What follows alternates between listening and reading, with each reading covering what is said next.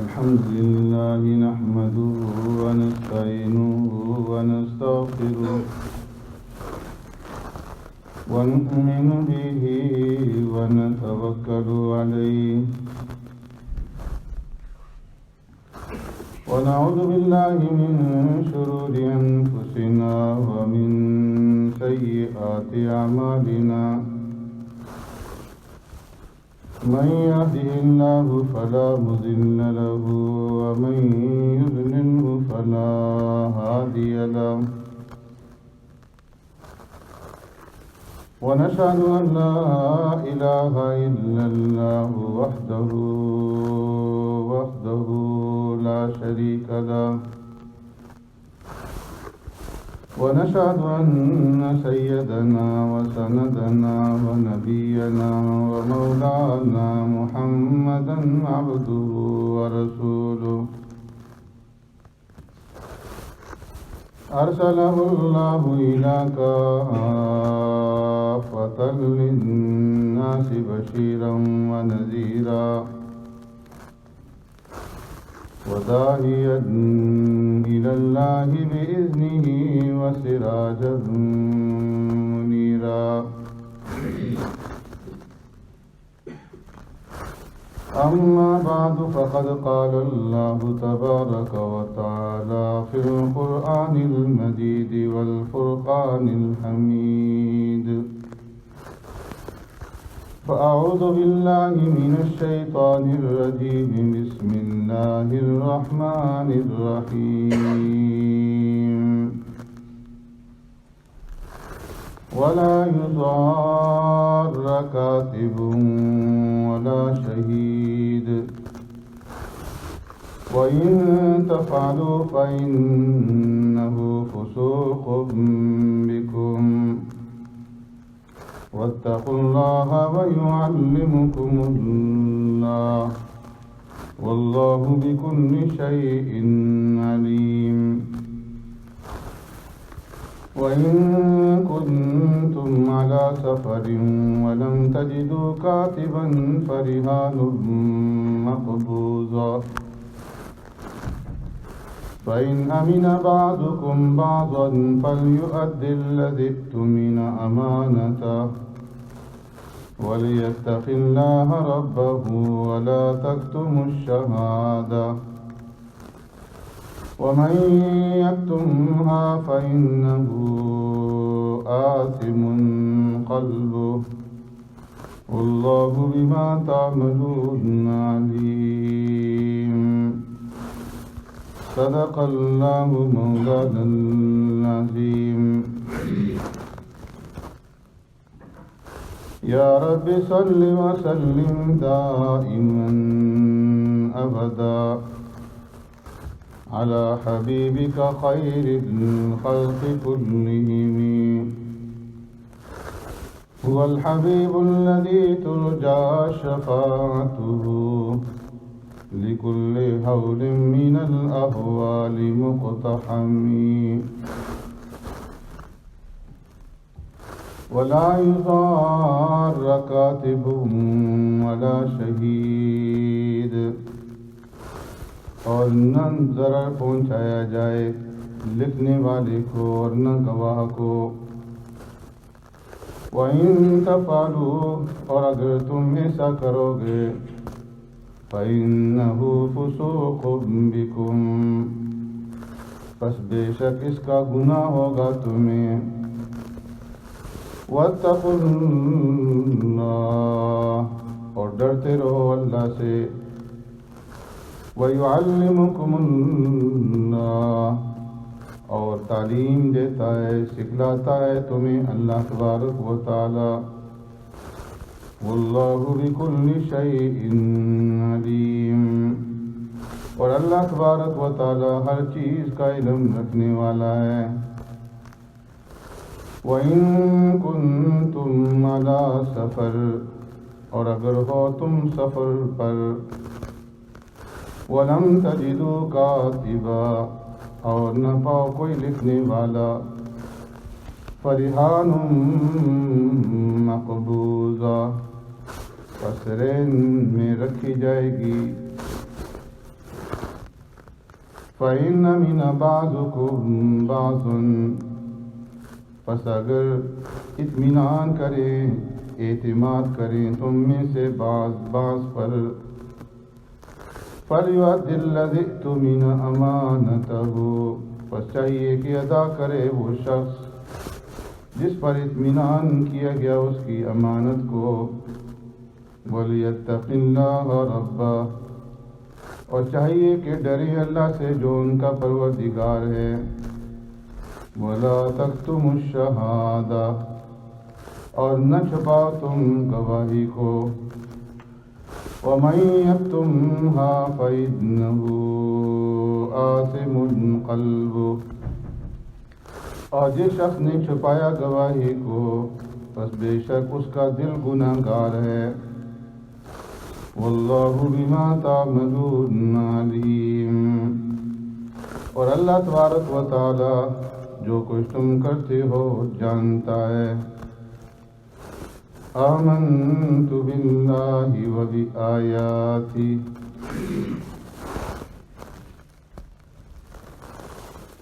میرے محترم دوستوں، بزرگوں، بھائیوں،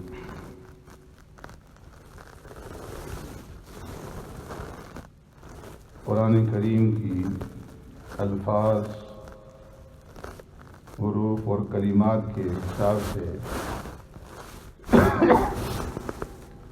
سب سے بڑی آیت کریمہ یہ آیت ہے جس کے اندر اللہ نے ادھار اور قرض کے معاملات بیان فرمائے ہیں۔ شروع میں اللہ تبارک و تعالی نے ادھار کے لین دین اور قرض کے معاملات بیان کرتے ہوئے پہلا حکم دیا کہ جب ایسا کوئی معاملہ کرو تو اسے ایک میعاد مقرر کر کے اسے لکھ لیا کرو، اور پھر کاتب کو حکم دیا گیا کہ جو لکھنے والا ہے وہ عدل اور انصاف کے ساتھ لکھے، لکھنے کے اندر ڈنڈی نہ مارے، کسی ایک فریق کا ساتھ نہ دے، کسی ایک کی طرفداری نہ کرے۔ پھر اس کے بعد کاتب کو حکم دیا گیا کہ وہ لکھنے سے انکار نہ کرے اور اللہ کی نعمت کا شکر ادا کرتے ہوئے کہ اس نے اسے علم کی دولت سے، لکھنے پڑھنے کی دولت سے نوازا، تو شکرانے کے طور پر جب اس کے پاس کوئی لکھنے کے لیے اپنے کوئی دستاویز لکھوانے کے لیے آئے تو وہ انکار نہ کرے بلکہ لکھ لے۔ پھر لکھوانے والے کے بارے میں ضابطے بیان کیے گئے کہ دستاویز کون لکھوائے گا، کون اس کی تیاری کروائے گا، کون اس کی املا کروائے گا۔ تو فرمایا کہ املا وہ کرے گا جس کے اوپر حق ہے، جس نے قرض لیا ہے، جس نے ادھار لیا ہے، دستاویز کی املا اس کی طرف سے ہوگی، وہ لکھوائے گا۔ پھر اس کے ساتھ اس کو بھی اللہ رب العزت نے حکم دے دیا کہ دیکھو لکھوانے کے اندر ڈنڈی نہیں مارنی، اور جو تمہارے درمیان میں معاملہ طے ہو چکا ہے صحیح طریقے سے اس کو لکھوانا ہے، اس میں کمی زیادتی نہیں کرنی۔ اب جب دستاویز مکمل ہو گئی تو اس کے بعد فرمایا کہ شریعت کے اندر صرف دستاویز کافی نہیں ہے، کسی معاملے کے فیصلے کے اندر ضروری ہے کہ جب کوئی تحریر وجود کے اندر آ جائے، جب کوئی لکھائی جا چکے اور دستاویز مکمل ہو جائے تو پھر اس کے اوپر 2 گواہ جو ہیں وہ بھی بنا لیے جائیں، اور پھر گواہوں کے لیے شرائط بیان کی گئی کہ وہ عادل ہوں اور پاک باز ہوں اور صحیح طریقے سے گواہی دیں۔ اگر 2 مرد مہیا نہیں ہیں تو 1 مرد اور 2 عورتیں جو ہیں وہ گواہ بنیں گی۔ تاکہ اگر ایک عورت بھول جائے تو دوسری اس کو یاد دلا سکے۔ پھر اس کے بعد اللہ نے گواہوں کو حکم دیا کہ جب تمہیں گواہی دینے کے لیے عدالت کے اندر جج کے روبرو بلایا جائے تو تم جانے سے انکار نہ کرنا اور گواہی دینے سے انکار نہ کرنا۔ پھر اللہ نے مسلمانوں کو حکم دیا کہ جو بھی تمہارے درمیان میں معاملات ہوں، چھوٹے ہوں بڑے ہوں، کسی معاملے کو معمولی سمجھ کر کے اس کو چھوڑنا نہیں، بلکہ ہر ایک اپنے معاملے کی، ادھار کی، قرض کی، لین دین کی دستاویز لکھ لیا کرو کہ اس کے اندر تمہارے لیے بے شمار فائدے ہیں۔ کہ ایک تو اس کے اندر گواہ کے لیے فائدہ ہے کہ اس کو گواہی یاد رہے گی، اور دوسرا عدل و انصاف قائم کرنے کے اندر یہ دستاویز کام آئے گی، اور شکوک اور شبہات سے تم لوگ جو ہے بچ جاؤ گے۔ ہاں اگر معاملہ دست بدست ہو رہا ہے تو اس صورت کے اندر لکھوانے کی ضرورت نہیں ہے، لیکن پھر بھی اگر رسید لے لو اور لکھوا لو تو اس کے اندر بہتری ہے، اور اس کے اوپر بھی تم گواہ بنا لو۔ اب آخر میں اللہ رب العزت فرما رہے ہیں کہ وَلَا يُضَارَّ كَاتِبٌ وَلَا شَهِيدٌ، کہ یہ سب کے سب اللہ کی احکامات ہیں۔ اب جو کاتب ہے، جو لکھنے والا سکرائب ہے، اس کو بھی کوئی اذیت اور تکلیف تمہاری طرف سے نہیں پہنچنی چاہیے، اور نہ گواہوں کو کوئی تکلیف پہنچنی چاہیے۔ شروع میں اس بات کا حکم دیا گیا تھا لکھنے والے کو کہ وہ لکھے، لکھنے سے انکار نہ کرے، اللہ کا احسان جانتے ہوئے، اس کی نعمت کا شکر ادا کرتے ہوئے وہ لکھ لے، تو لکھنے سے انکار نہ کرے۔ اب آخر میں فرمایا کہ لکھنے والے کو تکلیف نہ پہنچائی جائے۔ دونوں کا لحاظ رکھا اللہ رب العزت نے۔ جو لکھنے والا ہے یا جو گواہ ہیں، ان کو تکلیف اور ضرر پہنچانے کی مختلف صورتیں ہو سکتی ہیں۔ روایات کے اندر آتا ہے، حضرت ابن جریر رحمۃ اللہ تعالی علیہ نقل فرماتے ہیں کہ جس وقت اللہ رب العزت نے یہ حکم نازل فرمایا وَلْيَكْتُبْ بَيْنَكُمْ كَاتِبٌ بِالْعَدْلِ وَلَا يَأْبَ كَاتِبٌ أَن يَكْتُبَ، کہ کاتب لکھنے سے انکار نہ کرے، تو اب لوگ اس زمانے کے اندر جو لکھنے والا ہوتا تھا، خال خال لوگ ہوتے تھے، زیادہ لکھنے پڑھنے کا رواج نہیں تھا، تو کاتب کے پاس جا کر کے اسے کہتے کہ آؤ اور ہماری دستاویز لکھو۔ وہ عذر کر دیتا کہ میرے پاس ٹائم نہیں ہے، میری مصروفیت ہے، میں کسی اور کام کے اندر مصروف ہوں، اس وقت میں نہیں لکھ سکتا، تم کسی دوسرے سے لکھوا لو۔ تو یہ اس کے سر پڑ جاتے تھے کہ تم ایسا نہیں کر سکتے، اس لیے کہ اللہ نے تمہیں یہ حکم دیا ہے لکھنے کا کہ تم لکھو، اب تمہیں لکھنا پڑے، تو اسے لکھنے کے اوپر مجبور کرتے تھے۔ تو اللہ رب العزت نے فرمایا کہ ایسا نہ کرو، کہ تم کسی کو مجبور نہ کرو، اپنی فائدے کے لیے، اپنی مصلحت کے لیے کسی دوسرے کا نقصان نہ کرو، دوسرے کی مصلحت کا بھی اور دوسرے کی فائدے کا بھی خیال رکھو۔ زبردستی اس سے مت لکھواؤ کہ یہ بھی اس کو ضرر اور تکلیف پہنچانا ہے۔ اسی طریقے سے جو گواہ ہوتے تھے، اللہ نے جو حکم دیا کہ تم گواہی دو اور گواہی سے انکار نہ کرو، کہ گواہی سے انکار کرنا یہ گناہ ہے، تو گواہوں کو بلاتے تھے، اگر وہ انکار کر دیتے، اپنی مصروفیت اور مجبوری کا اظہار کرتے، تو ان کے سر پڑ جاتے کہ نہیں، اللہ نے تمہیں گواہی دینے کا حکم دیا ہے، اب تمہیں گواہی دینی پڑے گی۔ تو اللہ نے فرمایا کہ ایسا نہ وَلَا يُضَارَّ كَاتِبٌ وَلَا شَهِيدٌ، نہ تو لکھنے والے کو اذیت اور تکلیف پہنچاؤ، اور نہ گواہ کو اذیت اور تکلیف پہنچاؤ۔ یہ اسلام کا عادلانہ نظام کہ جس کے اندر دو طرفہ خیال رکھا گیا ہے، دونوں کے حقوق کا خیال رکھا گیا ہے۔ ایک طرف لکھنے والے کو اور گواہ کو حکم دیا کہ لکھو عدل انصاف کے ساتھ، گواہی دو سچی عدل انصاف کے ساتھ، اور دوسری طرف دوسرے فریق کو حکم دیا کہ نہ کاتب کی حقوق کے اندر اور نہ ہی گواہ کے حقوق کے اندر جو ہے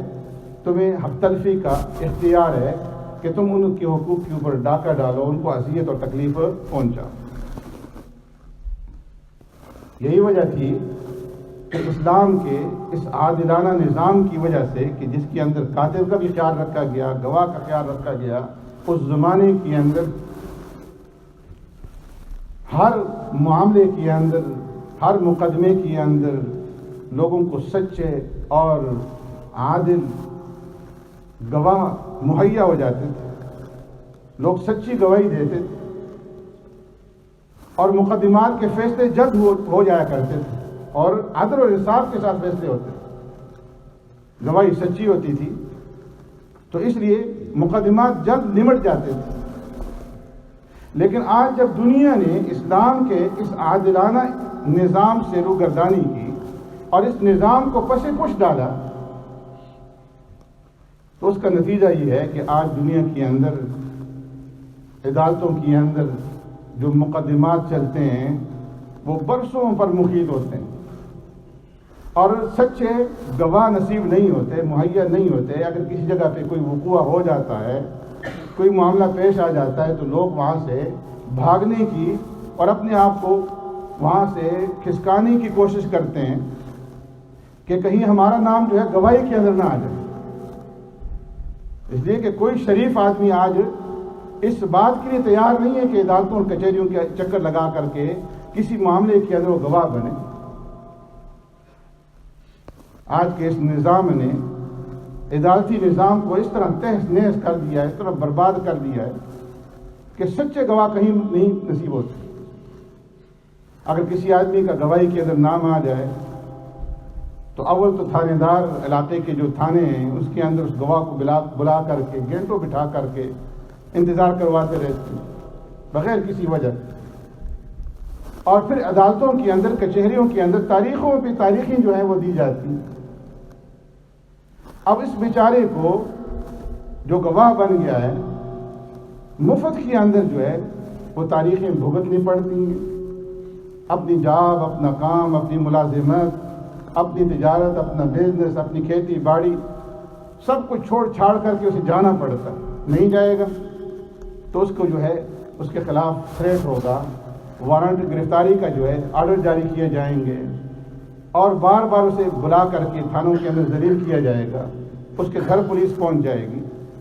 تو فرمایا کہ یہ کیا ہے؟ ولا یزار کاتب ولا شہید۔ اس وجہ سے سچے گواہ ملنے جو ہے فرمایا کہ وہ ناممکن۔ پھر اسی طریقے سے اگر کوئی آدمی کسی مقدمے کے اندر، کسی وقوع کے اندر جو ہے گواہ بن جاتا ہے تو دوسری جو پارٹی ہے، فریق مخالف، وہ اس کے دشمن بن جاتے ہیں، یا تو اس کو جان سے ہاتھ دھونے پڑتے ہیں، یا اسے اغوا کر لیا جاتا ہے، اس کے گھر والے افراد کو اغوا کر لیا جاتا ہے، انہیں تھریٹ ملتے ہیں۔ تو فرمایا کہ ولا یزار کاتب ولا شہید، ایسا مت کرو کہ تمہارے کسی عمل سے کسی گواہ کو اذیت اور تکلیف پہنچے اور پھر وہ گواہی سے اپنے آپ کو چھپاتا پھرے، گواہی دینے کے لیے تیار نہ ہو۔ آج جو ہے پروفیشنل قسم کے جو وٹنسز ہیں، پیشہ ور گواہ ہیں، عدالتوں کچہریوں میں چلے جائیں، ہر طرف آپ کو گواہ نظر آئیں گے پیشہ ور۔ جتنا مقدمہ ہوگا، جتنا بڑا مقدمہ ہے، اتنی زیادہ پیسے لے کر کے وہ گواہی دیں گے۔ وہ وکلا بھی جانتے ہیں اور ججز بھی جانتے ہیں کہ یہ جھوٹے ہیں، لیکن ایک سسٹم بن گیا۔ تو فرمایا کہ اسلام کے عادلانہ نظام سے روگردانی کا نتیجہ ہے۔ اللہ نے فرمایا کہ ولا یزار کاتب ولا شہید، کسی کاتب کو، لکھنے والے کو، وثیقہ نویس کو اور کسی گواہ کو، وٹنس کو جو ہے تمہاری طرف سے تکلیف اور اذیت نہیں پہنچنی چاہیے۔ وَإِن تَفْعَلُوا فَإِنَّهُ فُسُوقٌ بِكُمْ، اے مسلمانوں یاد رکھو، اگر تم نے ایسا کیا،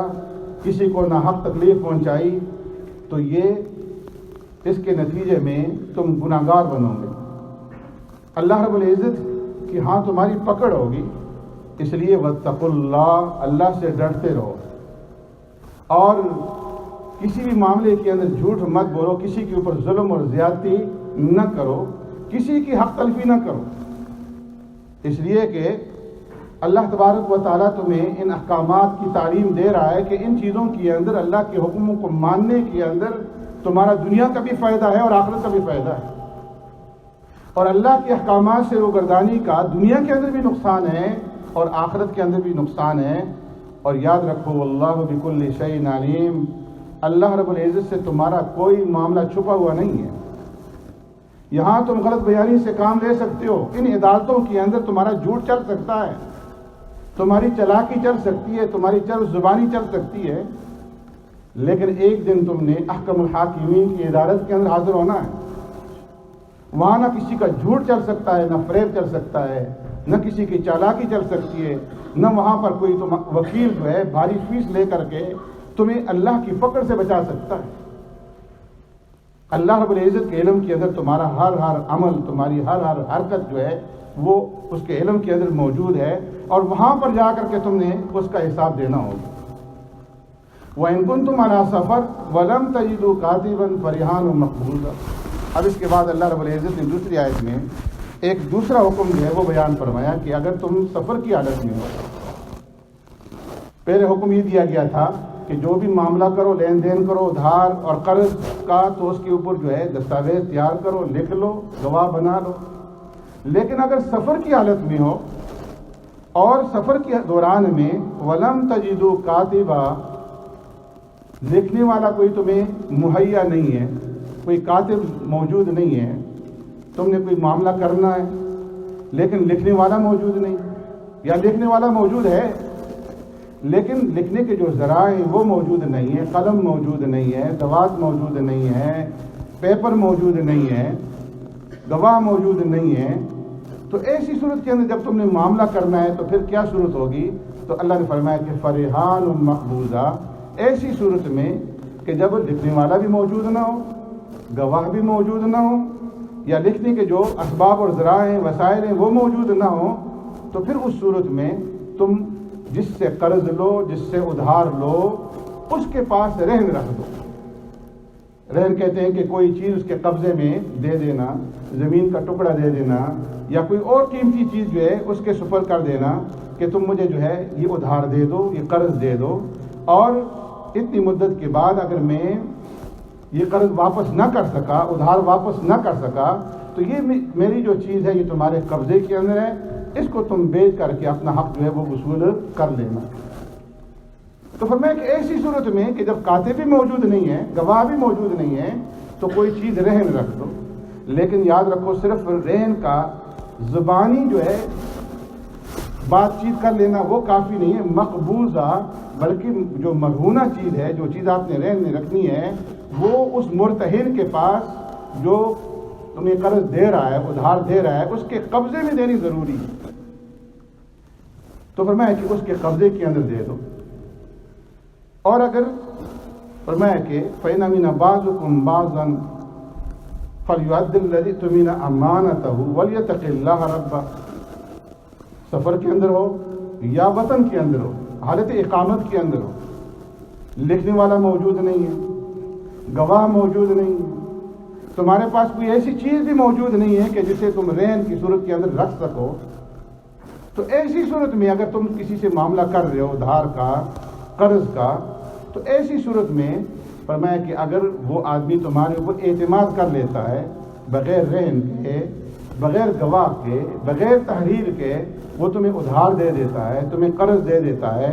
تو اب ایسی صورت کے اندر تم نے کیا کرنا ہے؟ اللہ رب العزت فرماتے ہیں کہ فَلْيُؤَدِّ الَّذِي اؤْتُمِنَ أَمَانَتَهُ، جس آدمی نے تمہارے اوپر اعتماد کیا ہے، تمہارے اوپر بھروسہ کیا ہے، تمہارے اوپر یقین کیا ہے، اب تم اس کے اعتماد کو ٹھیس نہ پہنچانا، بلکہ جو تم نے اس سے قرض اور ادھار لیا ہے، جو اس کا حق ہے مقررہ مدت کے اندر، جو میعاد تمہارے درمیان میں طے ہو چکی ہے، اس کو ادا کرنا۔ ایسا نہ کرنا کہ نہ تو تحریر موجود ہے، نہ گواہ موجود ہیں، اگر میں انکار کر دوں، نفس و شیطان کے ورگلانے سے اگر تم نے انکار کر دیا کہ کوئی گواہ تو موجود نہیں ہے، تحریر موجود نہیں ہے، ثبوت موجود نہیں ہے، کیا کر لے گا؟ اگر تمہارے دل کے اندر یہ فطور پیدا ہو گیا تو یاد رکھو اللہ رب العزت کی پکڑ سے تم بچ نہیں سکتے۔ پیارے پیغمبر صلی اللہ علیہ وسلم نے ابو ہریرہ رضی اللہ تعالیٰ عنہ راوی ہے، بنی اسرائیل کے ایک آدمی کا واقعہ بیان کیا۔ فرمایا کہ وہ ایک آدمی کے پاس گیا اور کہا کہ مجھے 1000 دینار جو ہے وہ ادھار قرض کے طور پر دے دو۔ اس نے کہا کہ کوئی لکھنے والا لے آؤ کہ جو ہمارے اس معاملے کو لکھ لے۔ تو اس نے کہا کہ لکھنے والا تو کوئی موجود نہیں ہے۔ اس نے کہا کوئی گواہ لے آؤ۔ تو اس نے کہا کہ اللہ ہی ہمارے درمیان میں گواہ ہے۔ اس نے کہا کوئی ضامن لے آؤ جو ضمانت دے۔ تو اس نے کہا کہ اللہ ہی ہمارے اور تمہارے درمیان میں ضمانت کے لیے کافی ہے، نہ گواہ ہے نہ کوئی ضامن ہے، بس ہم اللہ کی گواہی پر اور اللہ کی ضمانت کے اوپر جو ہے یہ معاملہ کرتے ہیں۔ تو اس آدمی نے نیک دل انسان تھا، اس نے کہا کہ ٹھیک ہے، اللہ کی گواہی اور اللہ کی ضمانت جو ہے تم نے سچ کہا، یہ ہمارے لیے کافی ہے، اور 1000 دینار نکال کر کے اس کے سپرد کر دی۔ اب یہ آدمی دریائی سفر پہ چلا گیا، اپنے تجارت کی سفر پہ چلا گیا، اور ان دونوں کے درمیان میں جو میعاد واپسی کی مقرر ہوئی تھی، جب وہ میعاد کا وقت آیا، وہ مہینہ، وہ تاریخ آئی، تو یہ شخص 1000 دینار لے کر کے واپس ہوا کہ آج اس کے ساتھ میرا وعدہ ہے اور میں نے یہ رقم آج اسے لوٹانی ہے، واپس کرنی ہے۔ لیکن فرمایا کہ جب یہ دریا پہ پہنچا تو وہاں پر دریا کے اندر اسے نہ کوئی ملاح نظر آیا، نہ کوئی کشتی نظر آئی، دریا کے عبور کرنے کا کوئی انتظام نہیں۔ اس نے بڑا تلاش کیا، بڑی جستجو کی، لیکن کوئی کشتی سے نہ مل سکی۔ یہ بڑا پریشان ہوا کہ میں نے اس آدمی کے ساتھ وعدہ کیا تھا اور آج جو ہے رقم واپس کرنے کی تاریخ ہے، وہ انتظار کے اندر ہوگا۔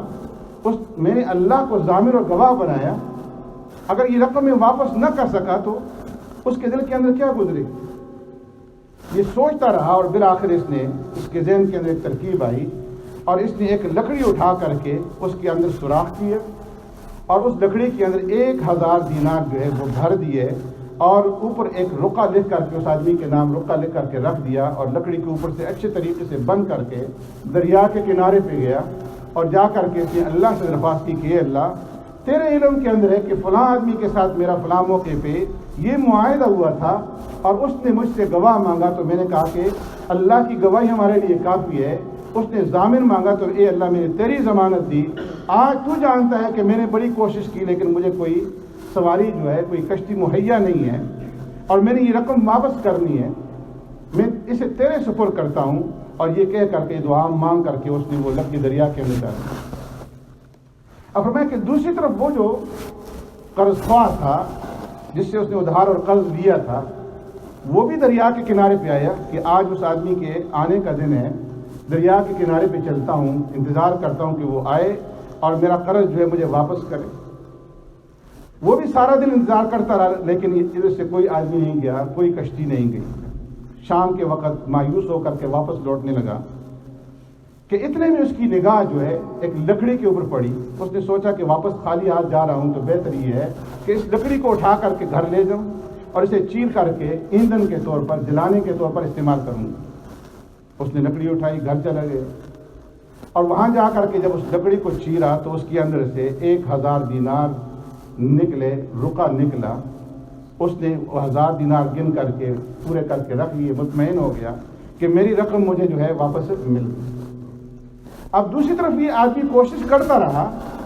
کہ مجھے کشتی مل جائے اور میں اس آدمی کے پاس جاؤں۔ کچھ دنوں کے بعد اسے کشتی مہیا ہوئی، یہ 1000 دینار لے کر کے مزید اس کے پاس گیا، اور جا کر کے اس نے عذر معذرت کی کہ میرے اور تمہارے درمیان میں یہ معاہدہ تھا کہ فلاں تاریخ کو میں یہ رقم واپس کروں گا، لیکن اللہ جانتا ہے میں نے بتھیری کوشش کی، مجھے کشتی نہیں مل سکی، جس کی وجہ سے تاخیر ہو گئی، اور مجھے معاف کر دیں، اور یہ رقم 1000 دینار جو ہے یہ موجود۔ اس نے انکار کر دیا کہ تم نے پہلے رقم بھیجی ہے۔ اس نے کہا کہ میں آج ہی تو تمہارے پاس آ رہا ہوں، اور میں نے عرض کیا کہ مجھے اس سے پہلے سواری نہیں ملی۔ تو اس نے کہا کہ تم اللہ کی نام کی قسم اٹھاؤ کہ تم نے اس سے پہلے رقم نہیں بھیجی تھی۔ تو پھر اس نے کہا کہ واقعی میں نے بھیجی تھی، لیکن مجھے یقین نہیں تھا کہ تمہیں ملی ہوگی یا نہیں، اس لیے میں یہ رقم لے کر کے آیا ہوں۔ اس نے کہا کہ بے فکر ہو جاؤ، تمہاری رقم جو تم نے بھیجی تھی اللہ نے مجھ تک وہ پہنچا دی، اور میرے 1000 دینار مجھے پورے مل چکے۔ پیارے پیغمبر صلی اللہ علیہ وسلم نے یہ واقعہ بیان فرما کر کے مسلمانوں کو حکم دیا کہ اے مسلمانوں، تمہارا کردار اور تمہارے اخلاق اس طریقے سے ہونے چاہیے کہ جب تم کسی کے ساتھ معاملہ کرو تو پھر اس کے اندر ڈنڈی مت مارو، وقت مقررہ پر اس رقم کو، معاملے کو پورا کرنے کی کوشش کرو۔ آج اب کا زمانہ ہوتا، آج ہمارے مسلمانوں کی جو حالت ہے، اول تو یہ کہ وہ رقم ہی وقت کے اوپر نہیں لوٹاتے۔ اب کسی کے کوئی قرض دے دے تو پھر عربی کا مقولہ ہے القرض مقراض المحبہ، قرض جو ہے فرمایا کہ یہ محبت کی کینچی ہے، محبت ختم کر دیتی، مارے مارے پھرتے رہتے ہیں اور قرض کی رقم جو ہے وہ وصول کرنا ان کے لیے مشکل بن جاتا ہے۔ اور دوسری طرف وہ آدمی کتنا دیندار ہے کہ وہ اگر چاہتا تو 1000 دینار اور لے لیتا، لیکن اس نے کہا نہیں، جو رقم تم نے بھیجی تھی وہ مجھے مل گئی۔ تو اس نے فرمایا کہ دیکھو فَلْيُؤَدِّ الَّذِي اؤْتُمِنَ أَمَانَتَهُ وَلْيَتَّقِ اللَّهَ رَبَّهُ، اگر کوئی تمہارے اوپر اعتماد کر کے تمہیں کوئی چیز ادھار کے طور پر، قرض کے طور پر دے دیتا ہے تو تم وقت مقررہ پر اس کو واپس لوٹاؤ اور اپنے رب سے ڈرو، کہ اس لیے کہ اس سے کوئی چیز مخفی اور پوشیدہ نہیں۔ سبحانک اللہم و بحمدک، نشہد ان لا الہ الا انت۔